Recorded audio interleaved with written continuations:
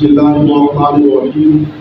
عن أبي هريرة رضي الله تعالى عنه قال قال رسول الله صلى الله تعالى عليه وسلم ثلاثة لا ترد دعوتهم الصائم حتى يفطر والإمام العادل ودعوة المظلوم يرفعها الله فوق الغمام ويفتح لها أبواب السماء ويقول رب عزتي لأنصرنك ولو بعد حين او كما قال صلی اللہ علیہ وسلم.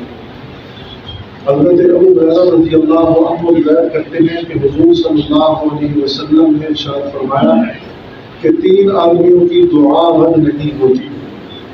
ایک روزہ دار کی افطار کے وقت، دوسرے عادل بادشاہ کی دعا، تیسرے مظلوم کی جس کو حق تعالیٰ شانہ بادلوں سے اوپر اٹھا لیتے ہیں اور آسمان کے دروازے اس کے لیے کھول دیے جاتے ہیں اور ارشاد ہوتا ہے کہ میں ضرور تیری مدد کروں گا وہ کسی مسئلے سے کچھ دیر ہو جائے. یہ تین بندے ان کی دعا کبھی رد نہیں. افطار کے وقت روزے دار کی دعا، عادل بادشاہ کی اور تیسرا مظلوم کی جس پر ظلم کیا گیا ہو، ستم ڈھایا گیا ہو، اس کی دعا اللہ تعالیٰ رد نہیں فرماتے. حضرت عائشہ رضی اللہ عنہا سے دور منصور میں نقل کیا گیا کہ جب رمضان آتا تھا تو نبی کریم صلی اللہ علیہ وسلم کا رنگ بدل جاتا تھا اور نماز میں اضافہ ہو جاتا تھا اور دعا میں بہت عاجزی فرماتے تھے اور خوف غالب ہو جاتا تھا. دوسری روایت میں فرماتی ہے کہ رمضان کے ختم تک بستر پر تشریف نہیں لاتے تھے. خود آپ صلی اللہ علیہ وسلم بھی دعا کا کس قدر اہتمام کریں، جن کو دعا مانگنے کی ضرورت ہی نہیں ہے، جن کے وسیلے سے اللہ پوری کائنات کو دے رہا ہے، وہ بھی دعا میں کس قدر عاجزی فرماتے ہیں. ایک روایت میں ہے کہ حق تعالیٰ جل شانہ رمضان میں عرش کے اٹھانے والے فرشتوں کو حکم فرما دیتے ہیں کہ اپنی اپنی عبادت چھوڑو اور روزہ داروں کی دعا پر آمین کہا کرو.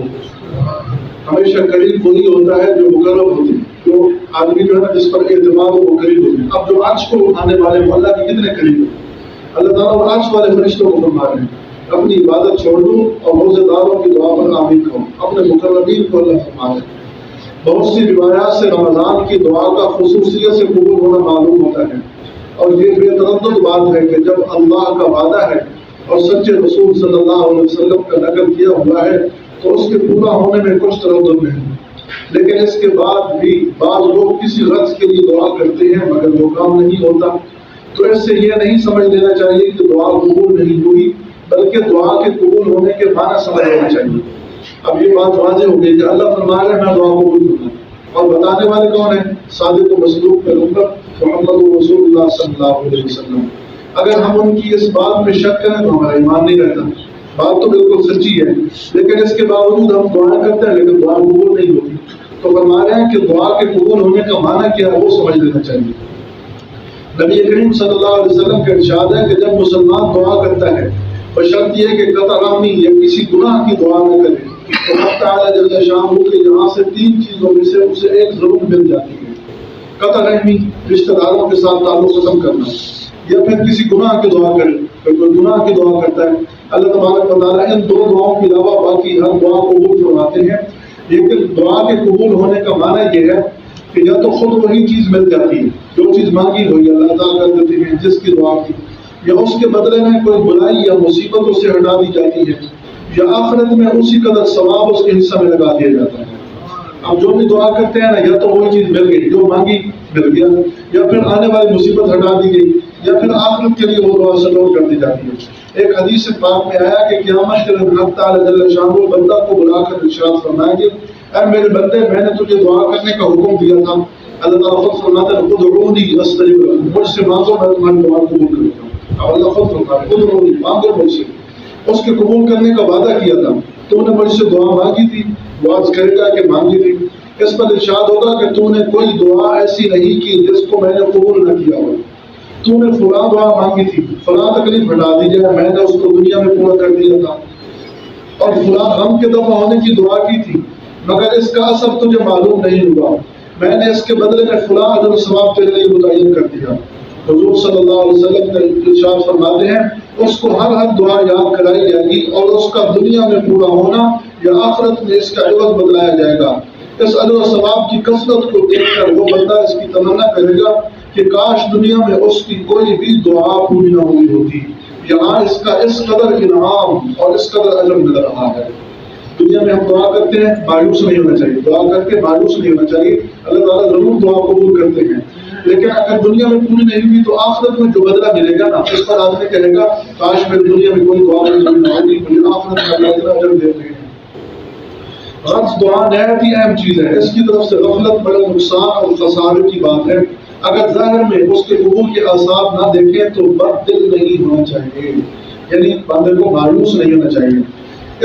ہم کہتے ہیں نا کہ اللہ ہماری سنتا نہیں، یہ بڑا غلط جملہ ہے. اللہ ہماری سنتا نہیں. عموماً عورتیں کہتی ہیں کہ اللہ ہماری سنتا نہیں ہے.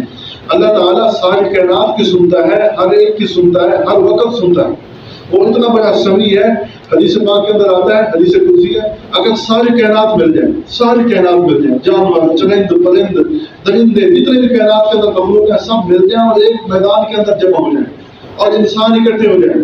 انسان ہر بندہ اپنی زبان میں دعا کرے، کوئی فارسی میں کرے، کوئی انگلش میں کرے، کوئی جو ہماری زبان میں دعا کرے، کوئی اردو میں کرے، کوئی پشتو میں دعا کرے. ہر بندہ بیک وقت ایک منٹ کے اندر سب اپنی اپنی زبان میں دعا کریں.